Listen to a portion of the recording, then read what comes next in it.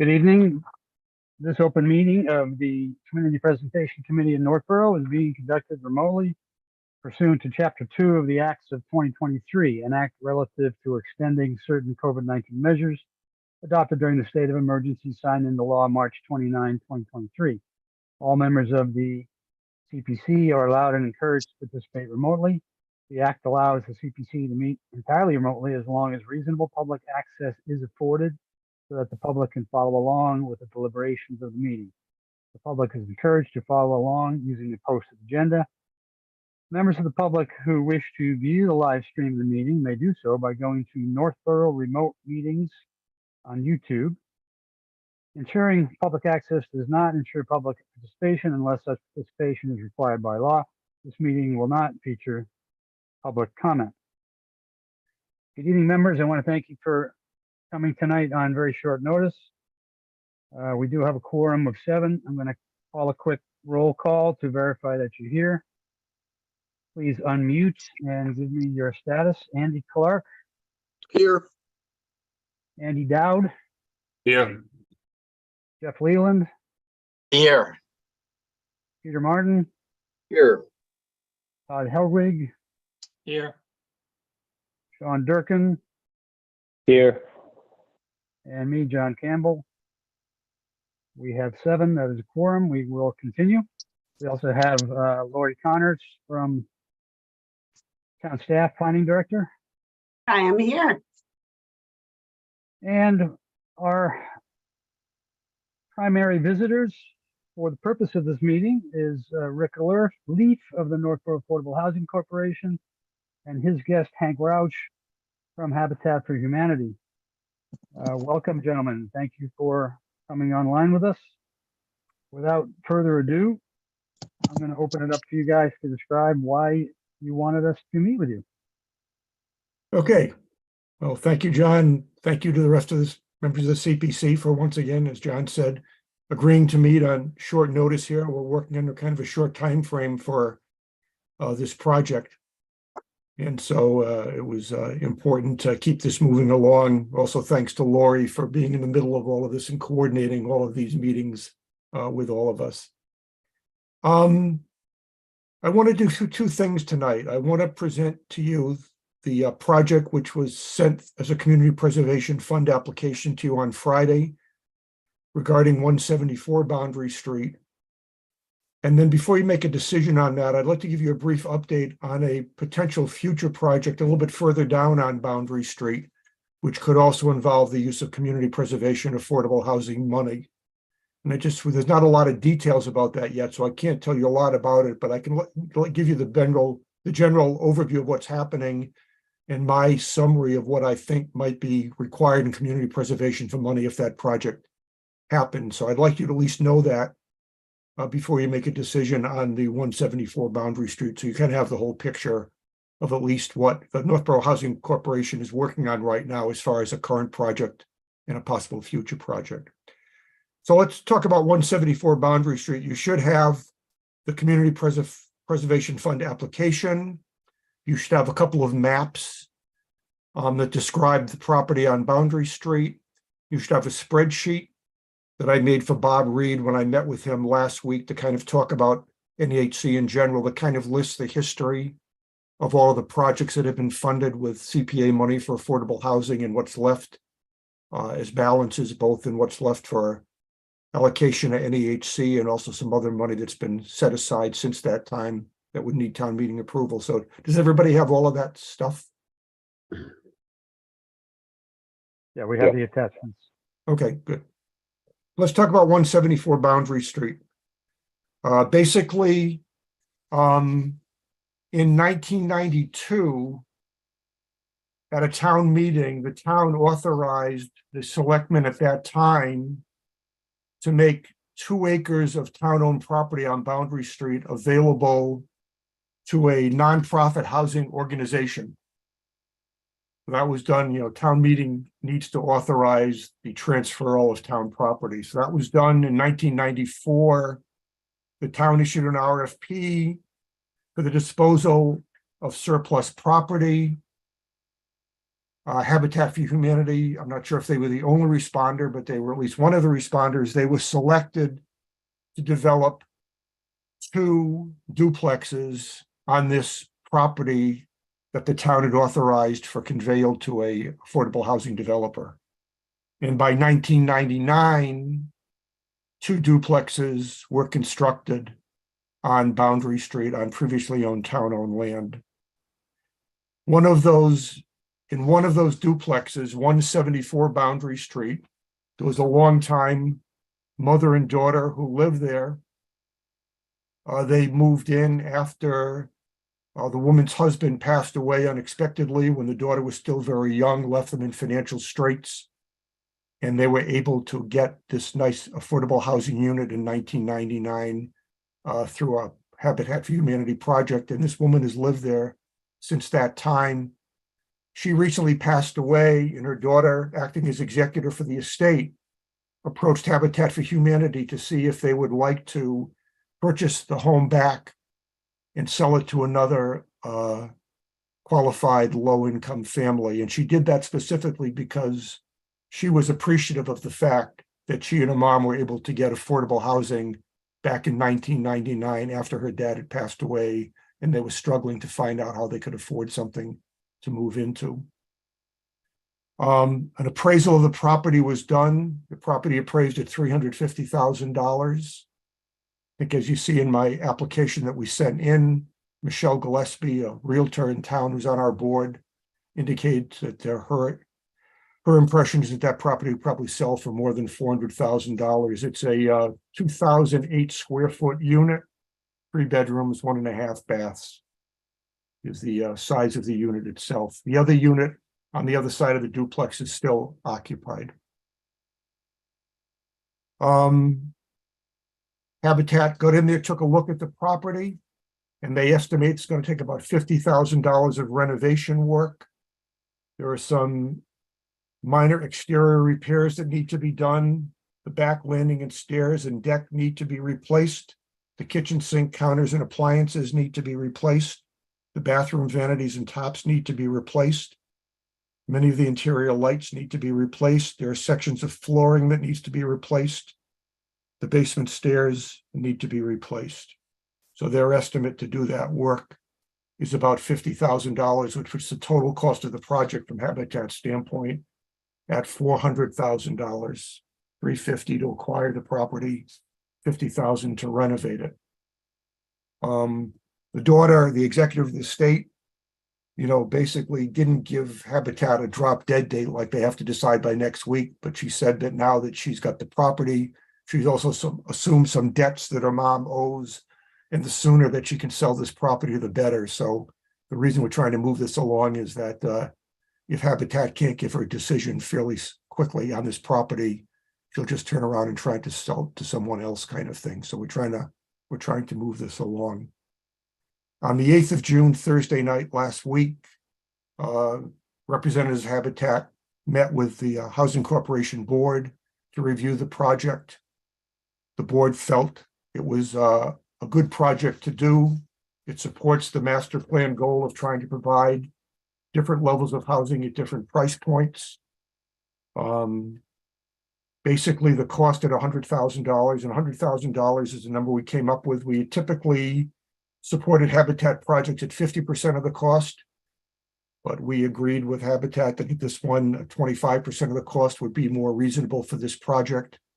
The $100,000 is also consistent with about the per unit cost that we've been funding with community preservation money for prior projects. The original project we did, the 4 senior rental units down the Housing Authority property at Center Drive, was 4 units for $600,000.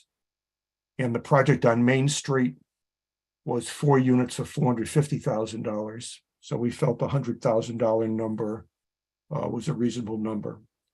So basically, and the other thing I guess I just need to explain to you here is that back in 1999, the rules of engagement for this affordable housing are different than now. There wasn't a requirement to put an affordability deed restriction on the property. The whole process with DHCD, whose name has now changed to something else in the past year, but back then the deal was that if the property was sold as affordable and it was resold before the mortgage was paid off, it had to be resold as affordable again. But if the mortgage was completely satisfied at the time of resale, the property be sold at market rate. So because of that, the units, these 4 units that were built down on Boundary Street, the 2 duplexes, none of those units are currently on the town's subsidized housing inventory. What Habitat would do would be they'd work with DHCD, or once again, Lori probably knows better than I what they call themselves now. But anyway, work with the state housing department. And as part of this project, they would put a perpetual affordability deed restriction on the property, and the unit would go on the SHI. And so the Housing Corporation also felt this was worthwhile to add one more unit to the SHI, so we could continue to manage our 10%. Right now, we're at about 11% affordable, but certainly other market rate units in town will be built over time. And anytime we can add a unit to the SHI, that offsets the equivalent of 10 market rate units. So we think it's a good project. We understand the desire of the executive of the state to have Habitat reacquire it and get another affordable, a low-income family in there. We think that's a good thing. We think the price is reasonable. We think adding a unit to the SHI is reasonable. And so we've come forward to ask you guys to fund $100,000. And this would come out of the $473,000, give or take, which currently exists in money that was set aside for future NEHC use in that spreadsheet that you got as one of your attachments that listed all of the current spending, kind of details how that $473,000 plus kind of adds up, right now. And as you can see, beyond that, there's another $305,000, give or take, dollars of additional affordable housing money that's been allocated either by the prior warrant article for the units at Center Drive or the 10%. There's been 4 years worth of 10% that have just gone into the general affordable housing reserve. So that's kind of what this project is all about. We're hopeful that the CPC will approve it tonight. If you do, we're on the agenda for the selectmen for the 26th of June to present this to them. And if you agree and they agree, we can then create a funding agreement with the town and at the proper time transfer $100,000 to Habitat. This money would go to help offset the purchase of the property. So of the $350,000 that Habitat would need to transfer it to the executive to buy the property, we would make a one-time request to the town accountant for $100,000 that would go along with the payment at the closing for the $350,000. Habitat, as they always have done in the past, would be responsible for coming up with the other $250,000, and through gifts in kind and volunteer labor would be dealing with the $50,000 of renovation costs. So the $100,000 we're asking for would be a one-time transfer from the town community preservation account.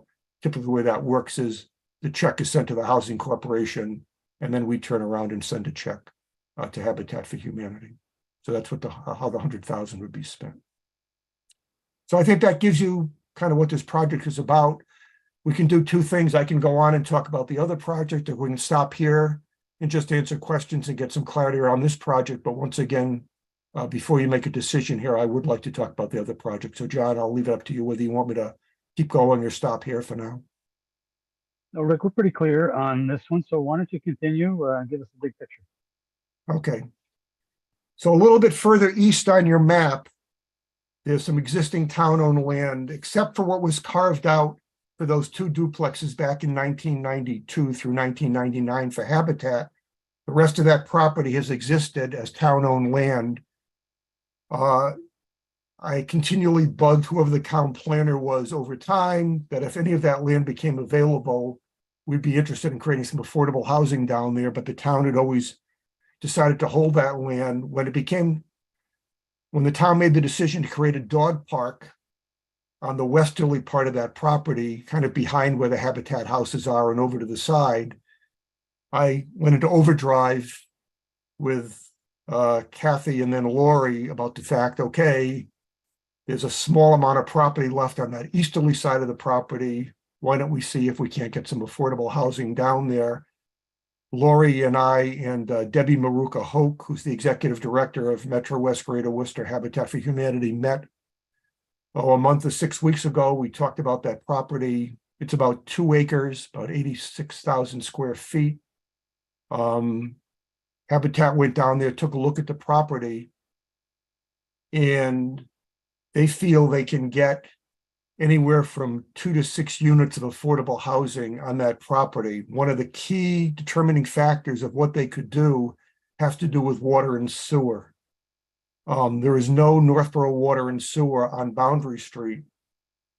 However, there's a picture of the map. So what we're talking about here is where Lori's hand is and finger is. This is what we're talking about. The dog park is up at the top of the blue there. That's all the dog park up there. The Habitat duplexes are in the middle there with the green lines. And then we go down to the right. And down there and going back from there is about 2 acres of town-owned land that doesn't have any particular use right now. Some of it is flat. As you get near the back, it tends to be a little bit elevated and hilly kind of thing. So anyway, Habitat has gotten in there. And their feeling is they could do more affordable housing down there. As I said, the water and sewer that goes by this property on Boundary Street is Marlborough's water and sewer.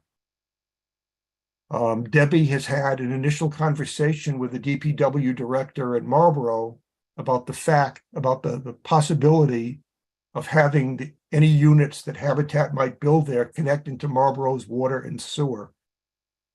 You know, there are some disagreements or some tension between Marlborough and Northborough right now about the water sewer treatment situation. The town did ask Marlborough for the dog park if they could hook into Marlborough's water for the dog park, and Marlborough said no.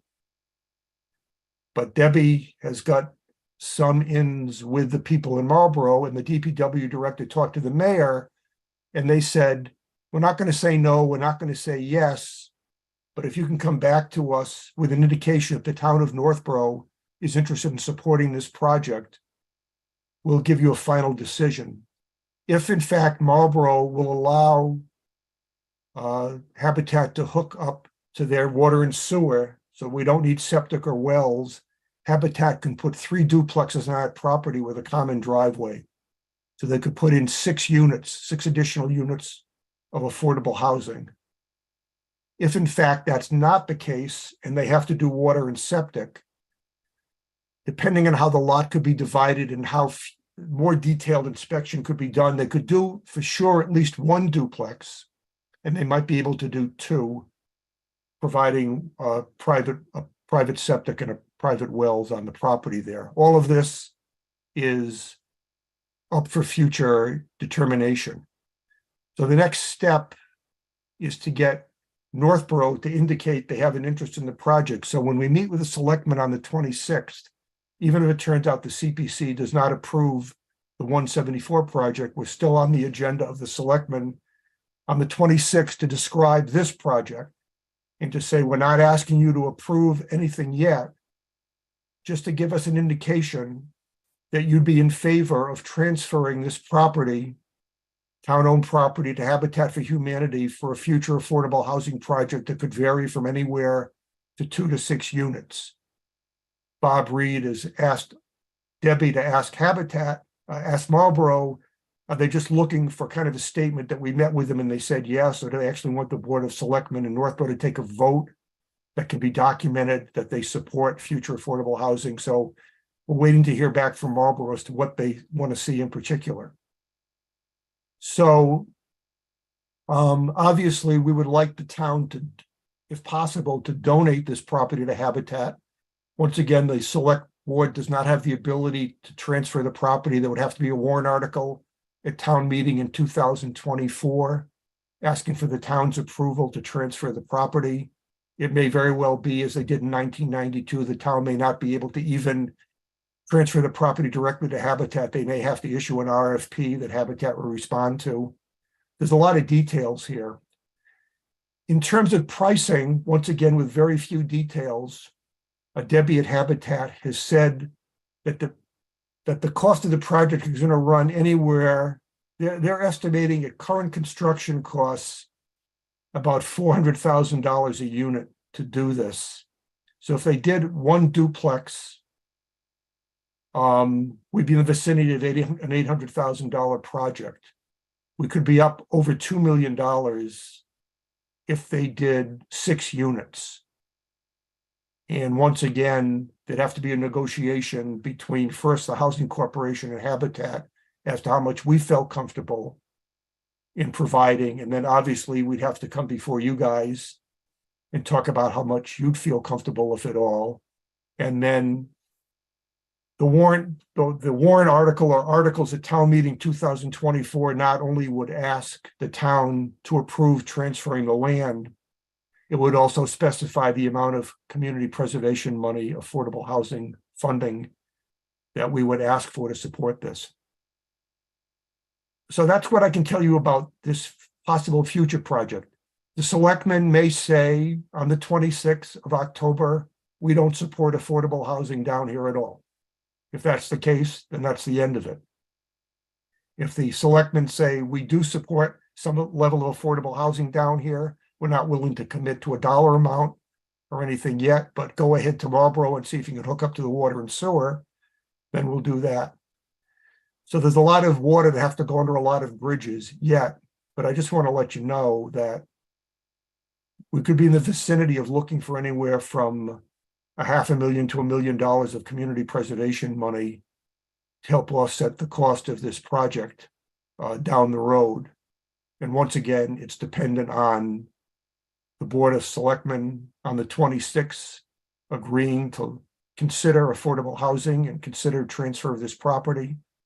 It's dependent on the town of Marlboro making a decision as to whether to allow a hookup to water and sewer. And obviously depend on a lot more detailed engineering work to figure out exactly what would have to be done in the exact costs, all of which would happen between now and next year's town meeting, if at least the Board of Selectmen on the 26th indicate their agreement that some amount of affordable housing can be developed on this land. So that's kind of a summary of the future project. So I'll open up the floor now to any questions you've got for me or for Hank. Rick, I'll start. This is John. With regard to the potential future project and your meeting with the select board, just a suggestion.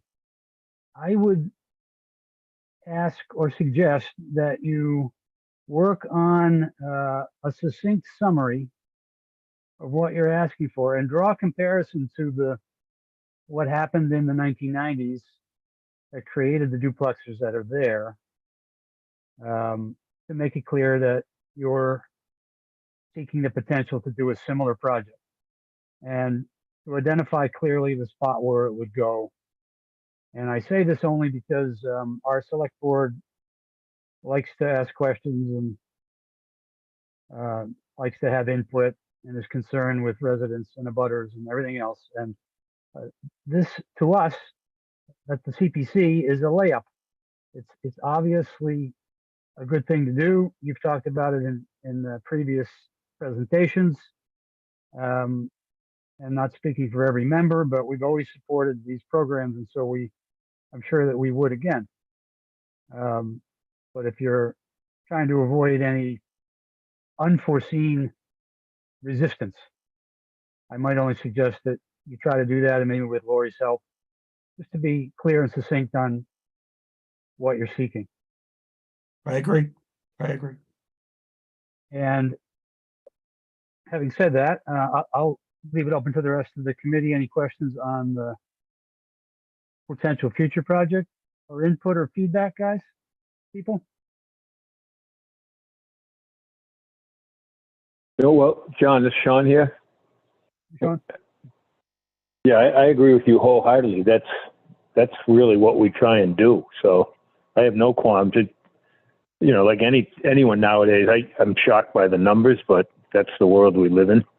I guess it might relate to 174 though, and maybe Rick could answer this. Because 174 comes in at 400, is that the new floor number for Northborough affordable housing? Is that why, does the state recognize that as affordable housing? Or it seems like that's a high number to be considered affordable. Yeah, I think what's going to happen, Sean, and Hank, you can correct me if I'm wrong. If Habitat acquires this property and then Yep. conducts a lottery to put a family in there, the acquisition price of the selected family is going to be based on their ability to pay. Habitat provides the mortgages. And my assumption is that the family who goes in there is affordable is going to spend less than $350 for this piece of property. Am I right, Hank?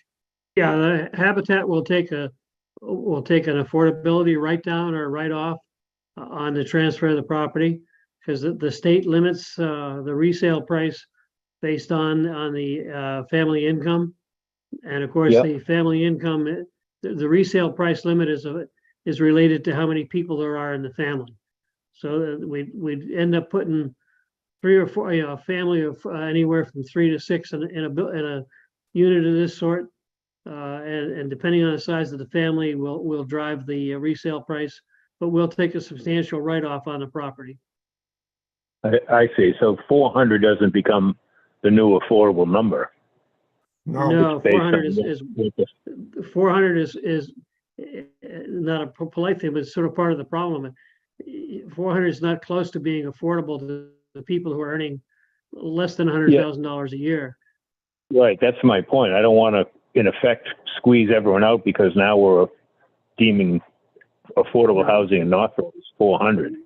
No, Right, and no, the other we- thing to realize, Sean, is that if this is done and Habitat puts an affordability deed restriction on the property, then in the Yeah. future, it can never be sold at market rate. Yeah. Okay. That's good. The only reason it can be sold at market rate this time is because back in 1999, DHC didn't have this program. And the only restriction was if the mortgage wasn't fully satisfied, it couldn't be sold at market rate. So it's a new world we're in, you know, as we moved into the 2000s and the 2000 teens and stuff. So this will go at the ability of the selected family's ability to pay for it. That will be the price. Okay. Great. That clears it up. Thank you very much. Okay. Anything else on the discussion part of the future new project? John, I have one comment. Yes.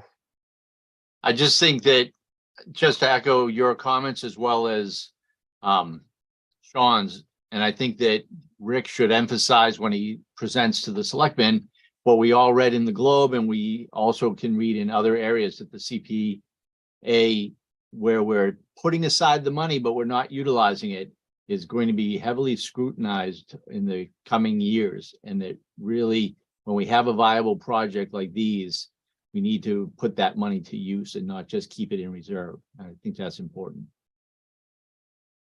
Good point. We can bring that up in the discussion. I sent Mitch Cohen a copy of that article when I sent it to you guys. There was another one in the Banker Tradesman as well. I can forward over to you if you haven't seen it. Yeah, why don't you do that? Anything like that I can use to spread the word.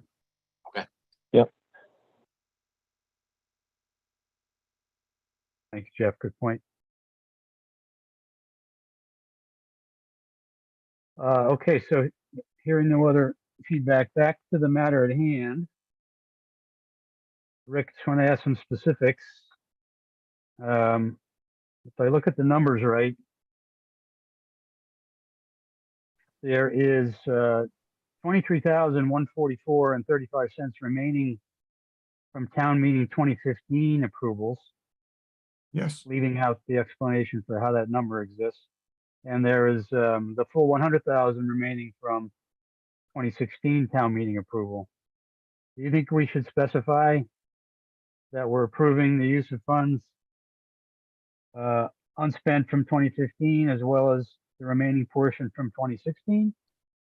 I think if you did that, it would continue to make the accounting clear. I could continue to report back to you guys as I've been doing as to what's been approved and what's been spent. So I think if you phrased it that way, I would just keep the accounting going until in the future when I came back to you, we would just keep the spreadsheet going and talk about, you know, we keep moving backwards. We try and keep The other thing I keep doing is asking you guys to reapprove things that are more than 2 years old.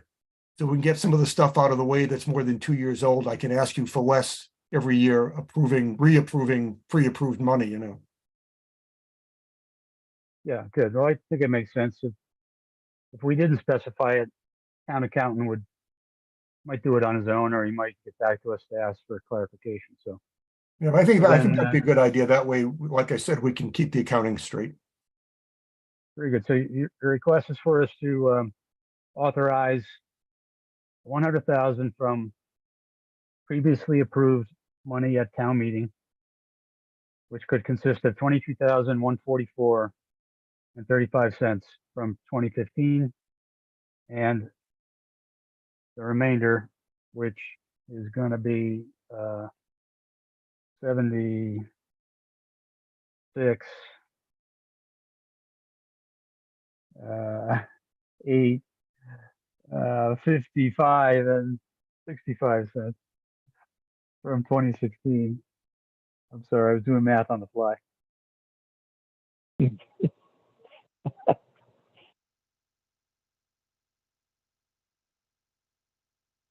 John, for the record, could you please repeat the numbers? Yeah, let me make Oh, sure I boy. did it right. Oh, I don't think I did do it right. 0, carry 1. 144.35 from 2015. Right, so Anyone else could use a calculator. We yeah, are, 76, 855, 65 is how much would come out of the 2016 number. I was correct. 23, 144, 35 would be what's left of the 2015 number. Right. Which adds up to 100,000. Very good. Would anyone care to try to propose a motion based on those numbers? I make a motion. Now, hold on. I make a motion that we grant the Northborough Affordable Housing Corporation the sum of $100,000, $23,144.35 coming from the remaining 2015 procurement, and the balance of $76,855.65 coming from the 2023 affordable housing allocation. No, 2016. 2016 is pre-approval.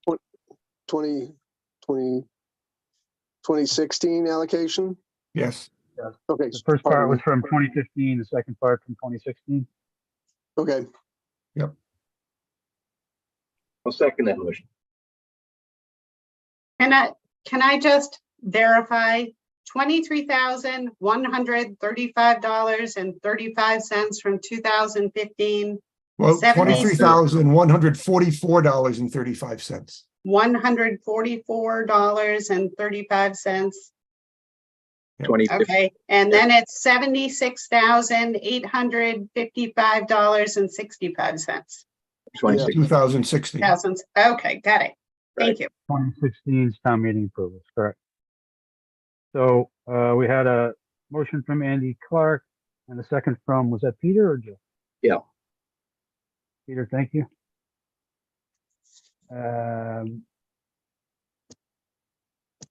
Very good. So I think we're clear after all that. Is there any discussion on the motion? Hearing none, I'm going to ask for a roll call vote if you're in favor of the motion. Andy Clark, Yes. Andy Dowd, Yes. Peter Martin, Yes. Todd Helwig, Yes. Jeff Leland, Yes. John Durkin, yes. and John Campbell, yes. So it is unanimous 7-0 vote approving the prior money. And just for those who don't remember, anyone listening, you need to ask the select board to make the same approval. Right, so I will talk to Bob Reed to get this going, and I will provide the information for this as well as the other Boundary Street work in a summary to go into the selectmen's packet.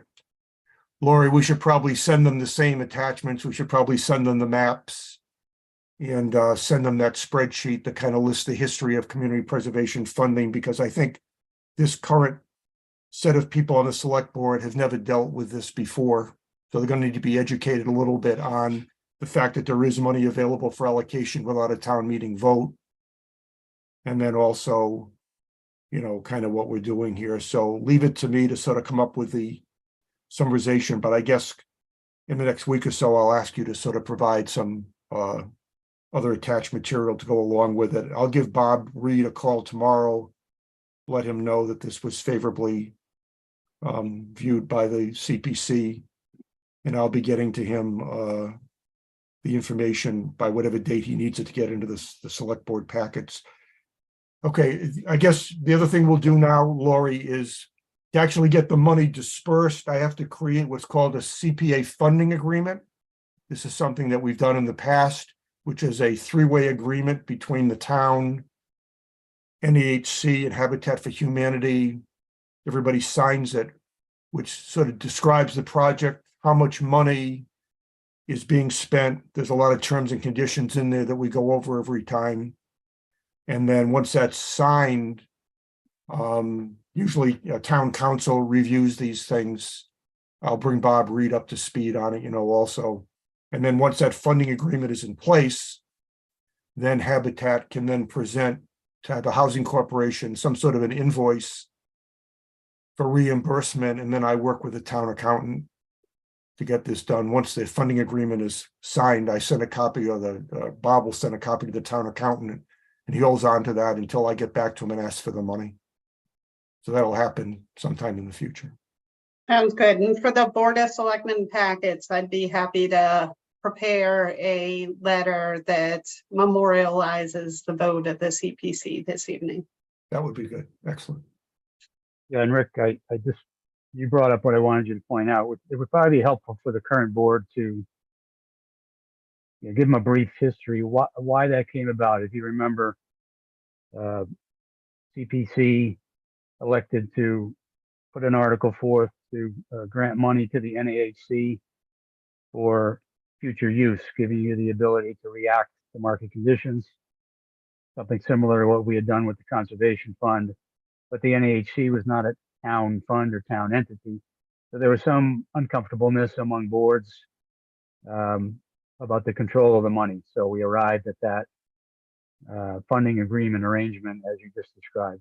That every time you wanted to go back and use the money outside of a town meeting vote, it was done by this method, coming to CPC and coming to select board separately, and then you have the funding agreement. Yeah. So that would This project on 174 Boundary Street is a perfect example of why we did this. You're exactly right. This couldn't wait for town meeting 2024. Otherwise, that property would be sold to somebody else. Yep, very clear. So if you're prepared to describe that, you might benefit from that.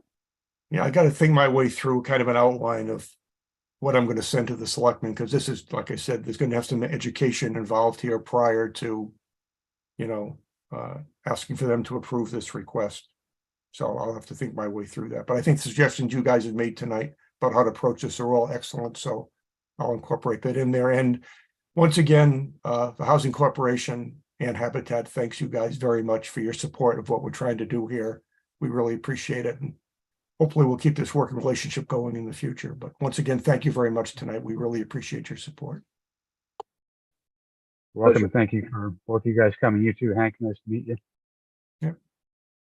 Hank, I'll follow up with Debbie, let her know what's going on here. She said she's not going to be available for the select board meeting on the 26th of June. So I'll have to work with her to see who she wants there. It's conceivable that maybe you could join me at that meeting also, but maybe you and Debbie and I could talk that through in the next week or so.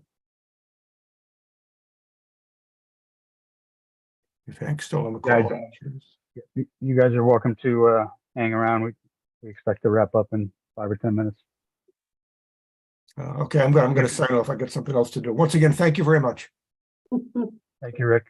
Okay, I'll be in touch, Lori. Sounds good. Thanks, Rick. So for the CPC, moving on to our next agenda item, it says White Cliffs reuse. What role can the CPC play in the next plan, if any? Question mark. And when I asked Lori to put this agenda item on a few days ago, I did not intend for us to cry about the select board's recent ruling, but you may cry if you like to. But I really just wanted to open up a brief discussion about what might happen next and what our role might be. I always feel a little personal responsibility when it comes to White Cliffs. At the 2016 town meeting, many people forget on current boards and some people on this board even what the circumstances were. But essentially, we had almost no time before the warrant to decide, did we want to try to protect White Cliffs or let the other buyer buy the property, and they had intended to tear it down. So we brought it quite quickly to town meeting. We were clear at town meeting that there was no time to make plans. And the town meeting voters at that time overwhelmingly supported it. And therefore we proceeded with the purchase. Again, many have forgotten the timeline of what happened after that, getting the property remediated, going through that process, finally closing sometime in 2017 and so on. The White Cliffs Committee was formed by the vote of the select board. That's often forgotten. The committee did their job. We had an exhaustive architectural study by DBVM, which brought forth a lot of facts that are overlooked, and so on. And so we get to this point where we had what we thought was a great potential partner. The financial benefits for Northborough really have been overlooked because of other objections.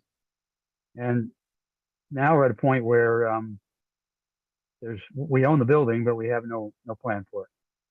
So there's a number of scenarios, and it may be that Northborough has to figure out a way to restore it and repair it, and what's that cost going to be, and it may come to the voters on that basis, or there may be another way to approach other partners. There was no time given for any middle ground negotiation, unfortunately. Personally, I doubt that Metro West Collaborative would come back and work with Northborough again. I think they were kind of exhausted by the process, but who knows? Remember that we purchased White Cliffs by bonding against CPA income, and that's been successful in that we've afforded it. It's only taken less than a third of our year-over-year revenues, and our revenues and reserves have grown. We're 5 years away from paying off that bond that was going to be less than $180,000 a year in CPA revenue. So, we have resources. If we were to propose a larger amount that's needed for White Cliffs restoration, or we have resources if we were to propose that the town promote its willingness to partner with someone in the cost. But the RFPs that went out were more open-ended, and so happened again that the one that came back was actually going to very much limit the town's additional need to spend money to restore it and also maintain it. But as I mentioned before, those parts were not really highlighted as well in the debates. So I didn't intend to spend a lot of time on it tonight. I kind of only wanted to get people thinking about it, and also to the extent of when would we meet again? Is there any need to meet again in the short term to talk about these things? We're not, as a committee and in our bylaw, we're not really supposed to promote our own projects, if you will. We tend to react to what comes into us. But there's times when we've sought to be proactive.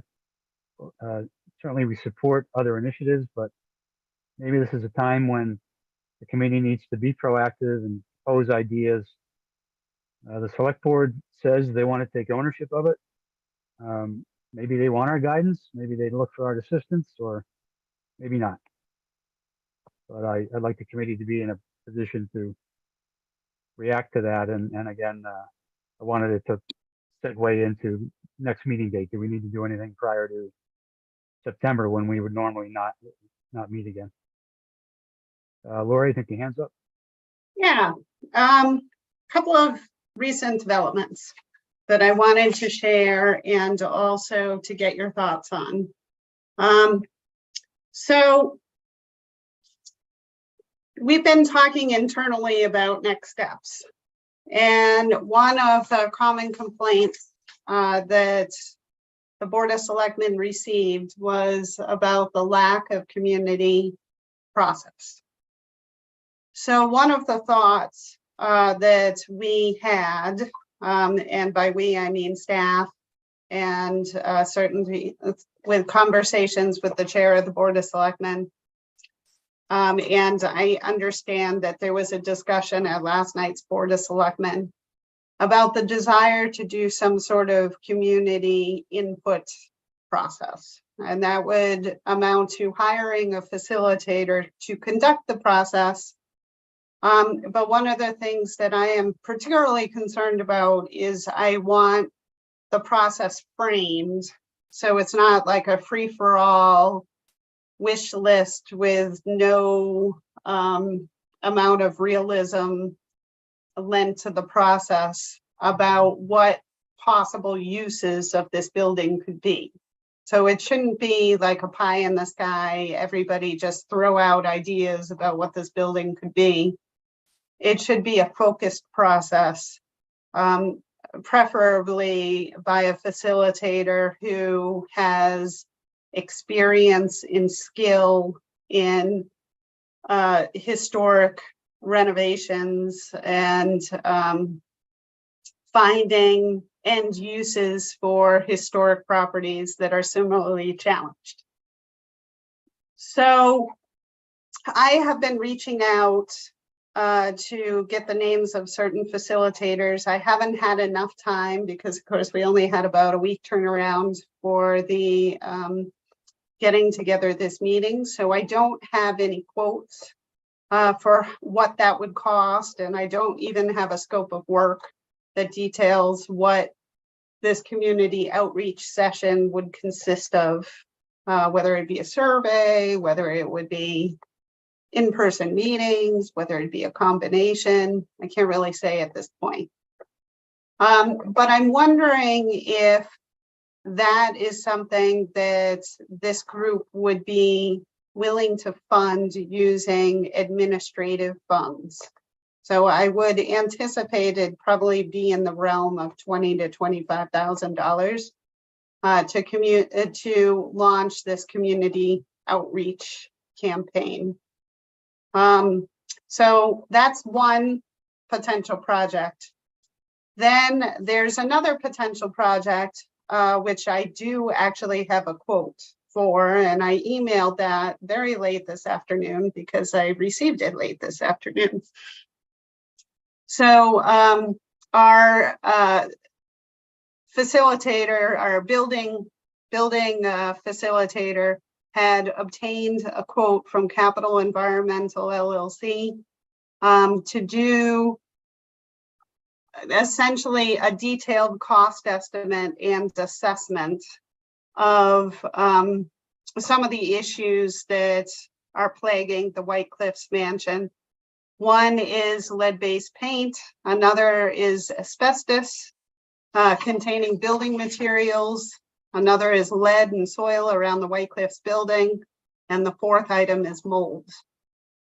So they prepared a scope of work for $12,900 to pay for this work. Now, the benefit of doing this work is that we would actually have some realistic pricing for what it would take to undertake projects of this sort, to do the remediation. So if the town were interested in selling the property, that's a question that potential buyers would have anyway. How much is it going to cost to do this work? If the town were interested in retaining ownership and finding some use, some community use, then certainly that would inform the process of this is what you're getting yourselves into.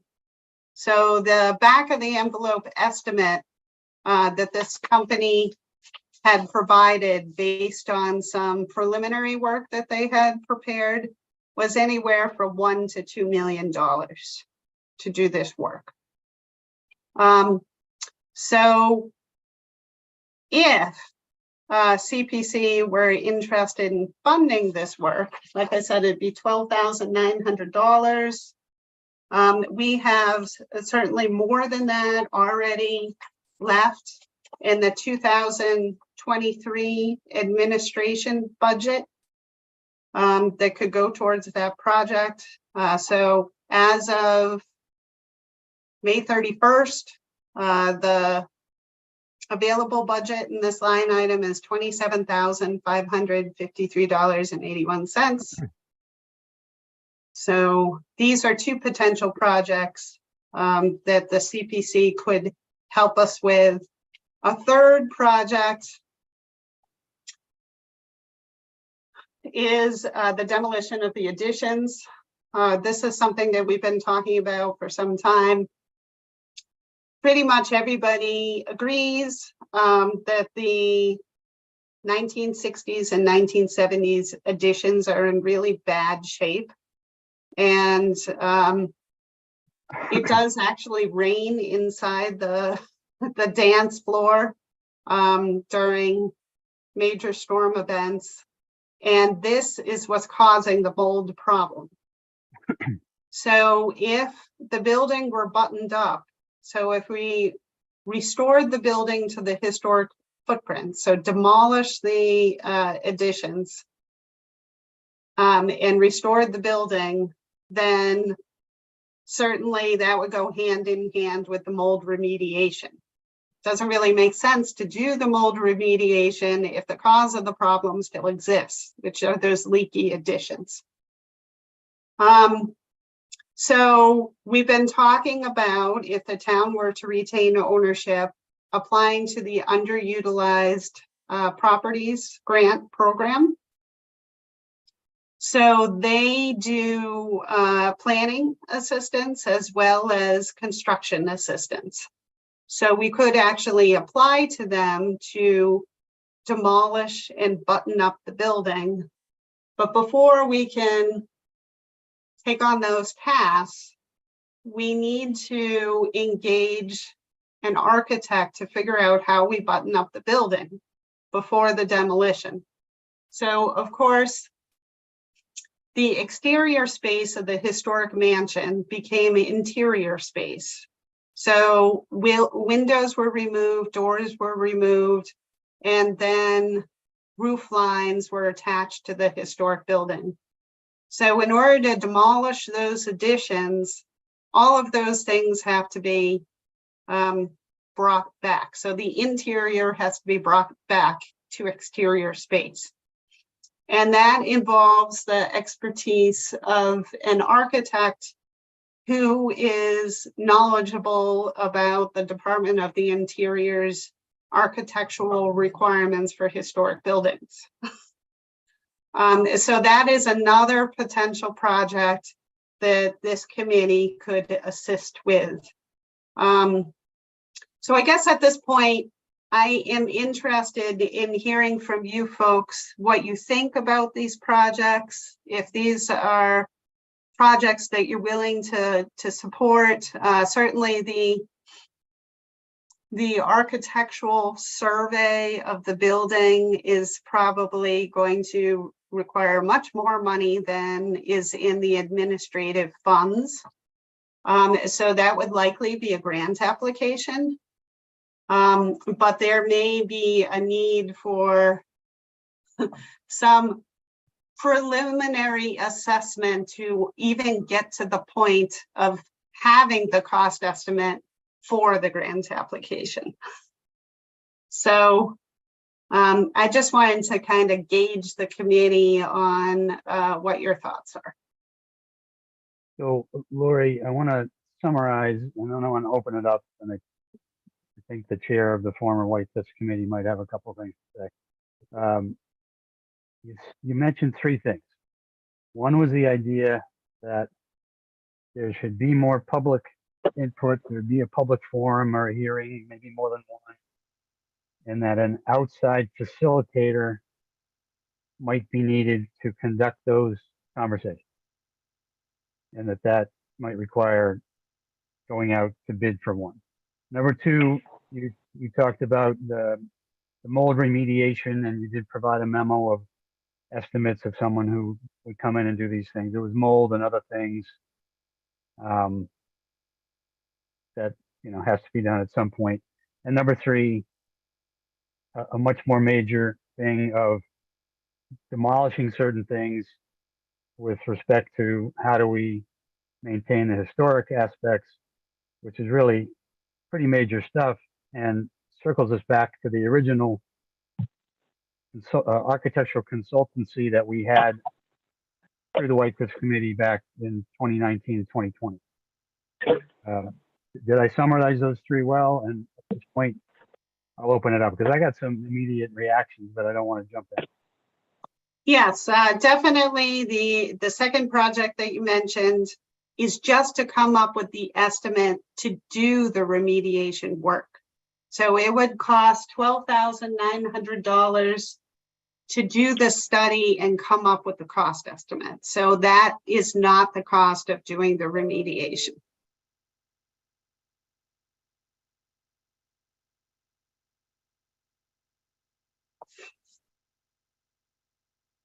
Okay, that was number two.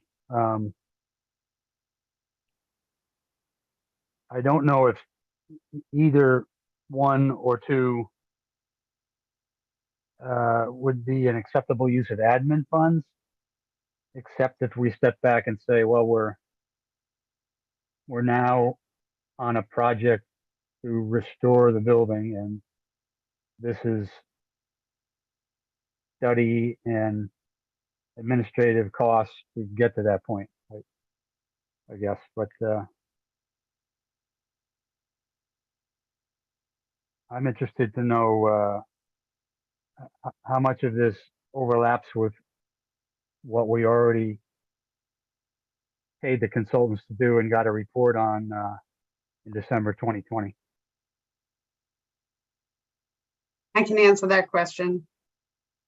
So the remediation quote, of course, when the town, when the report was done in 2020, it has continued to degrade. So that report did not include the mold remediation. So it was kind of more generic about an assessment of, say, the windows and the structure, and so the various components of the building. So there was like preliminary assessment done of the plumbing system and the electrical system, but it wasn't a detailed assessment.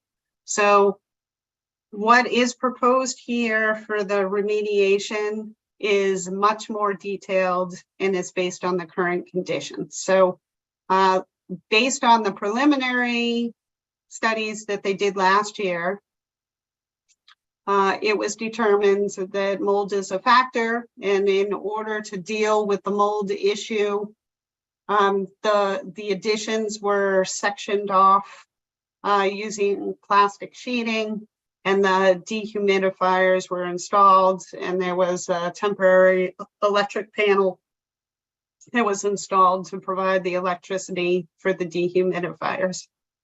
So there has never been this detailed assessment for the remediation. Certainly not current, I understand.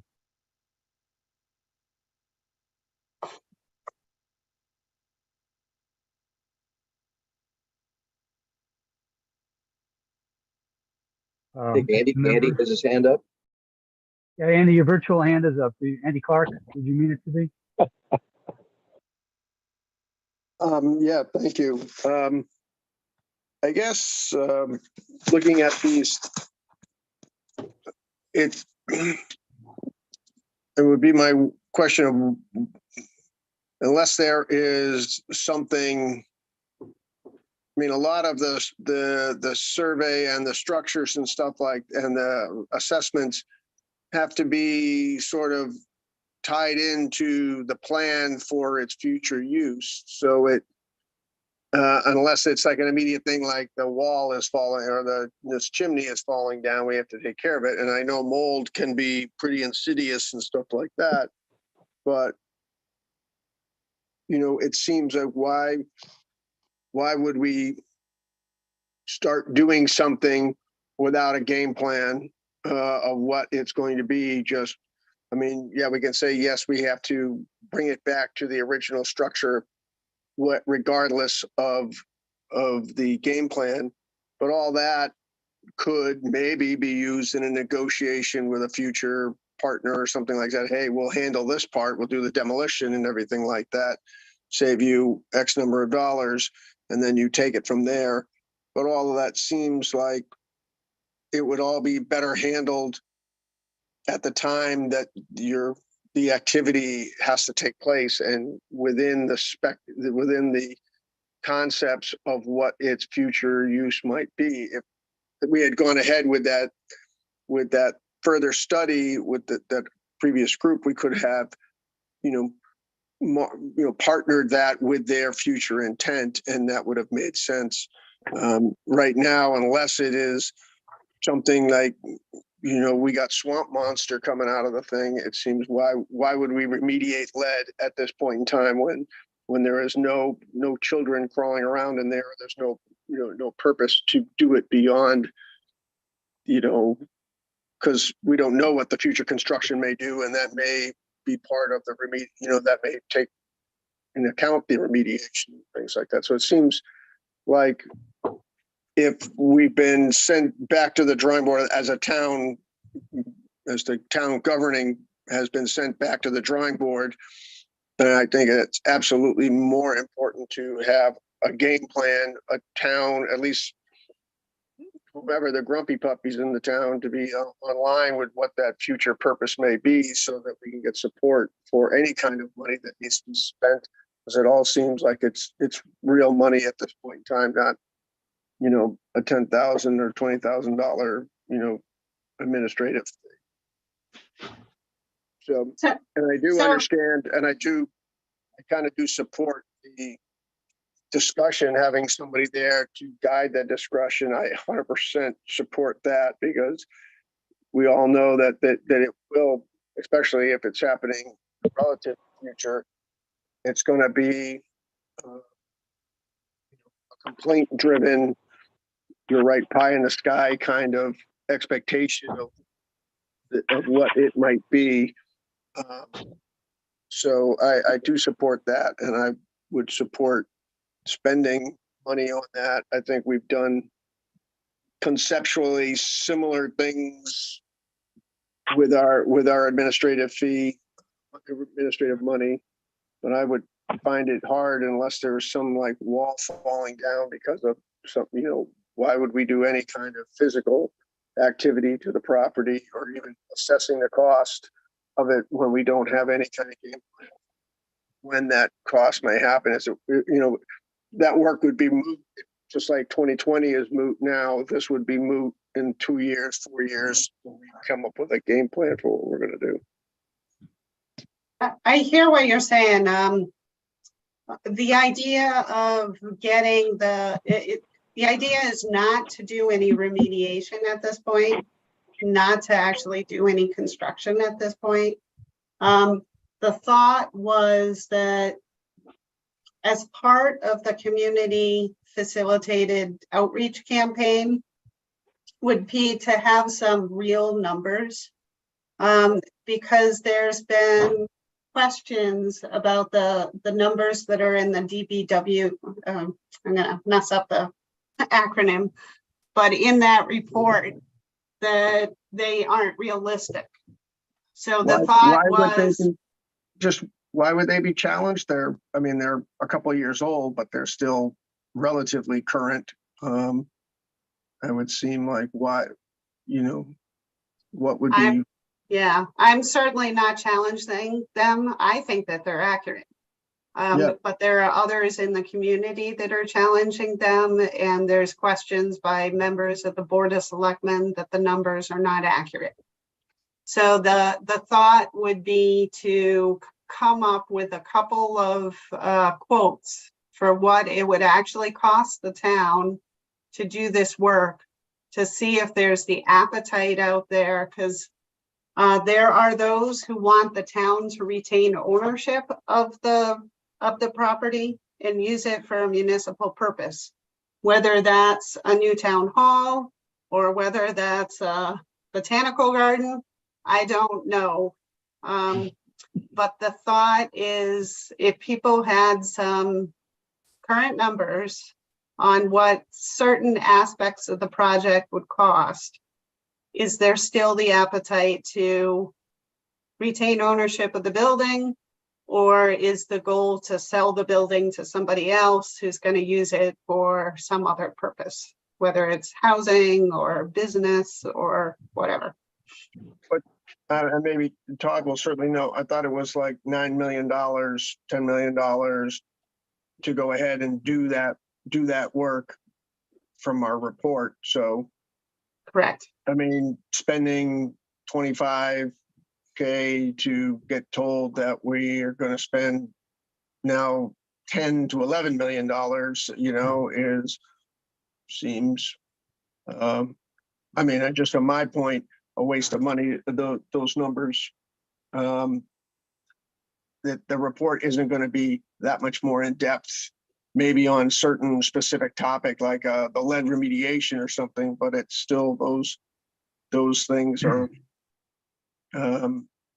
would all be moot depending on what the actual project comes down to be when somebody pulls the trigger on it. So it's and that's going to be years away anyway. So it seems like waste of cash now. I guess I agree with you, and I know you want to have answers for people, or we should have answers, or the selectmen should have answers for people.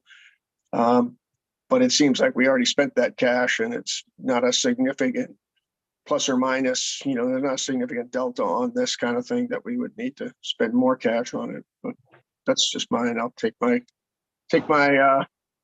comments away.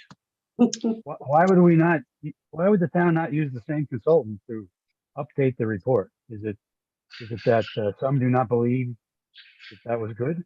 So they want to get a different consultant essentially to give you the same thing? You need that level of detail to approach any conversation on what it costs for, preservation light, or even a half of that. I don't really know what middle or extra light round of restoration some think is possible, but is that what you're hearing that people want, Lori? So what I'm hearing is that the selectmen don't believe that the numbers are accurate. So I have been hearing that they want second opinion. Then have them pay for one using other money. Bingo. Okay. I mean, John said, I can't take it. John said at the beginning, no crying. And I was really going to hold to that. I mean, we had the numbers were looked at like 4 different times. We got it reduced to $9 million to do the least we could possibly do and still have it function. That was the lowest end. We paid for like studies on this thing like 3 times. And if you include the work that the Metro West did, it's probably 4 times that the numbers have been raked over on this. So that's just nonsense. I am completely of the view that we spend no more money on this until there's a plan as to what they want to do it. And because the select board is so high on political accountability, they should come up with the plan. They can have their charrette, that's fine. Come up with the plan. Don't have us try to pay for it piece by piece by piece. Put a big number out there, bring it to town meeting, tell them what they want to do, and have them vote on it. Yeah, all of that I agree with, and also you could not, I don't see how it'd be effective to facilitate an open forum until these numbers were believed and the numbers were published, so that those that doubt it takes, 5 million minimum, wasn't the preservation light just to be able to walk in the door, and not have it fall on you, that kind of thing, that the public would trust that this is what construction costs on a municipal building for the most minimum of activity. And then maybe the town wants to spend 5, 6, 7, 8, 9 million. But if there's some that harbor a wish that we can fundraise to 1 million and restore the building, And remember, it Possible costs that more we're not- if we do it. yeah, right. Right. If it's owned by the Yeah, town. I mean, and definitely the report is on the White Cliffs Reuse Committee website where it's sat for a number of years now. So anybody who's interested in reading the detail of the report and seeing the cost estimates in that report are welcome to do so at any time on the White Cliffs Committee webpage. I mean, to me, if there's a need for more understanding, then what does it cost to bring that consultant to the table to go through the reports? And then if the board or others want to get it revised, then what does it cost to do that? If they think that consultant was no good, then isn't it fair to assume you need to pay at least as much for the same level of study to get accurate numbers on what it would cost? And maybe that's what they want to do, but it should be done to that level. There isn't like a half level, it would seem to me, to just sort of guess at it. John, could I offer something? Only then could you have a public forum that says, this is our reality, and then what do people want to talk about? Does the town retain ownership? Here's what it would cost for the town to have a community building. Or should the town reconsider having it as a municipal building? And then, third thing was to go out for partners, which is what we've done, and that has failed. I'm sorry, yes, who was speaking? Sean, I just want to, I think the undercurrent I feel, and it's been slowly building with me, but I hear Todd's frustration clearly. I know exactly what Andy Clark is thinking. After a period of time, I think we, as a committee, did what we really felt was important, which was to save it in the 11th hour from the wrecking ball. And I'm startled that 6, 7, 8 years later, the town has done nothing except, if we have a problem, let's throw it back to the CPC. I have this nagging feeling that we're almost being, I'm not saying scapegoated, it's just an easy way out to not do anything or make a difficult decision and just kick it back to the CPC. And we bail out a little water because we don't want to see the thing fall down. Otherwise, we would have not voted on our own and then brought it to town meeting to try and save it. So that frustration I can feel. And I hate that it would then bubble over, become acrimony, and then it's board versus board. And that's how nothing gets done. But I really can feel the frustration that is building. I don't know. I believe, and by saying that, I don't have the answer to it. I just know it's building. I wish I did have the answer, but I sense it's not for the CPC to keep bailing out a little at a time when we're looking at a big number that we may or may not should plan for. So I'm just kicking all that around in my head, but I'm with Todd on many regards. That there's been a lot of work done on our end, and perhaps not as much done on other ends. Yeah. And John, if I could, first of all, Sean made an excellent point.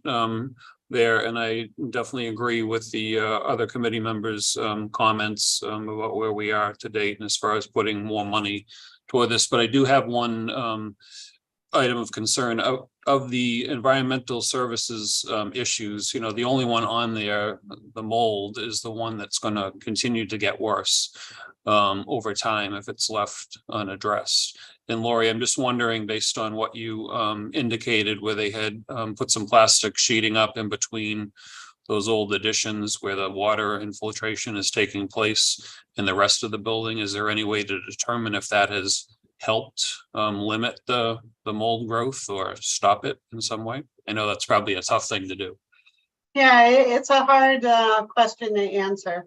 So the dehumidifiers were installed in the winter time, but they're really most useful at this time of year because, of course, you can't have them operating in freezing conditions because, of course, then the water would freeze and then you have bigger problems. So it definitely, there's a definite improvement in the atmosphere when you're in the building versus before the days when the dehumidifiers were installed. So there is a definite improvement in the odor. And also as somebody who has asthma,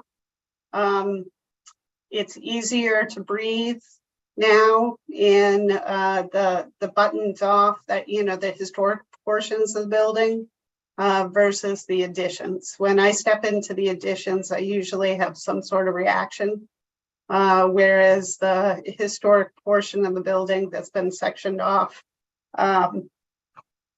is much better. So just from that alone, there does appear to be an improvement, but they haven't been back to measure the mold counts.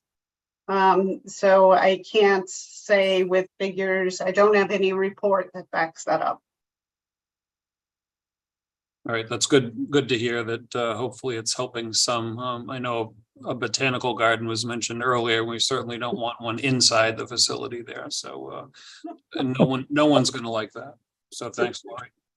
Fungus is very in these days. So, you know, having like all that grow there, it could be just a whole new kind of attraction. John, I gotta go in a few minutes, but I just wanted to agree with what others have said. Most of you have been at this a lot longer than me. I can't believe the frustration Todd and his people must feel. Having been involved with the senior center, which took 6 years to finally get through, I know what it's like when people say, oh, why is this being rushed through?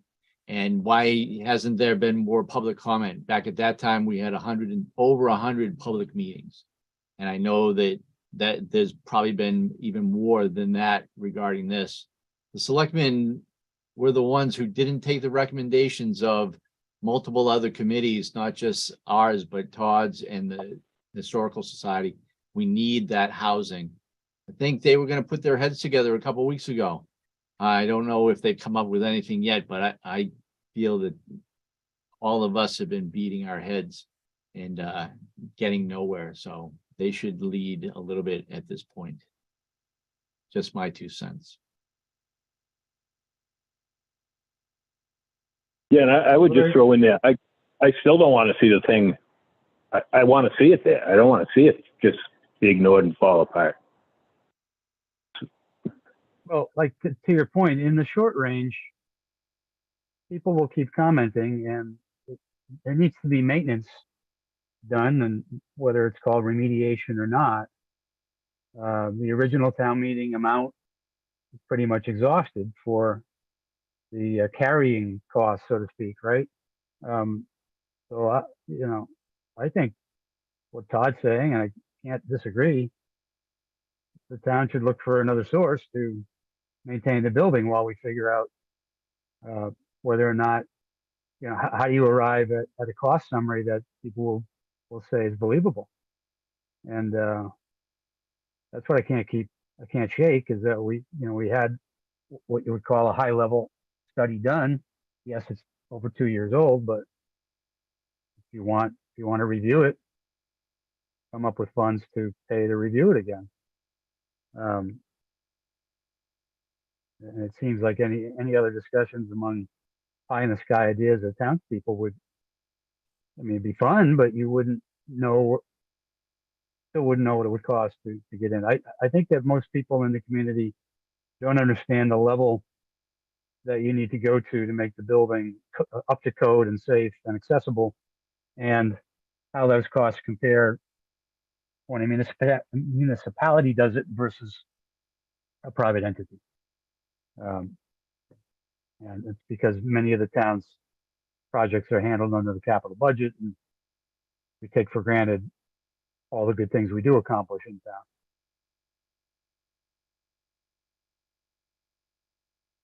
Okay, thank you so much for your feedback. I appreciate it. And certainly I understand it's been a long road, and I know that you folks have put forward a lot of tears and worry about the reuse of this building, and have lent your support to it. And so, you know, I appreciate your efforts, and I will relay your comments back to the Board of Selectmen. Okay, very well. So I guess I'm hearing a consensus among members not to vote on any use of admin funds for these things. Quite frankly, Lori, me personally, I'm not clear on what we're being asked to do. I did read it, but I almost feel like that could be covered. Yeah, I know the town just doesn't have pools of money to go to all the time, but might have to be some different creativity. But if anyone among the remaining members here feels like we should have a motion to vote on anything, so be it. Otherwise, I recommend that we pass on doing that.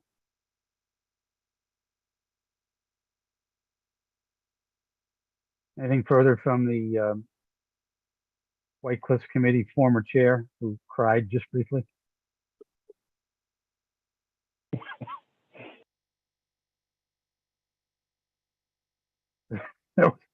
That was a no under mute.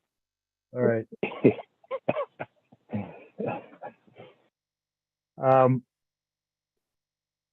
The only other thing on the agenda really was to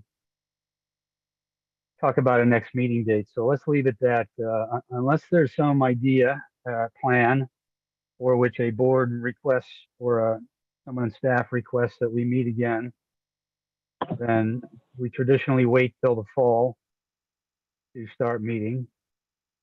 And I could propose that we do so starting in September. By then, there might be something to talk about on a positive nature. We do the first Thursday of the month typically, and that is September 7th. You know of anything in the town calendar, Lori, that would prevent that from being a good projected meeting date? I do not. Does everyone think that that would be okay to propose for now? Sure. I may need a reminder though, John. Oh yeah, well, I know you. You just call me. Thanks. Thank you for taking time away from your coaching tonight. I know you're doing great work, and very much appreciate what you do. Keep it up. You're more than welcome. Does anyone else have any other business? And if not, could I have a motion to adjourn? So moved. Second. Moved and seconded. I will take a roll call vote to adjourn. Andy Clark, Yes. Andy Dowd, Yes. Todd Helwig, Yes. Jeff Leland, Yes. Sean Durkin, Yes. and me. Yes, I think Peter has departed. We are adjourned. Right. Thanks for making time again tonight. Thank you, Thank you. Lori. Thanks, John. Good night, night. folks. Good night, Laurie.